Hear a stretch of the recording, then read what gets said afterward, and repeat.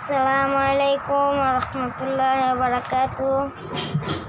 আশা করি সবাই ভালো আছেন, আমিও ভালো আছি। তো আপনারা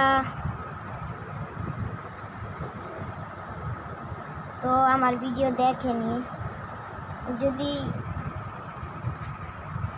আমার ভিডিও না ভালো হয় তাহলে কমেন্টে বলবেন। আর আমি অনেক কষ্ট করে ভিডিও বানাই, আমার ভিডিওতে সবাই সাপোর্ট করবেন, লাইক দিবেন, সাবস্ক্রাইব দিবেন। তো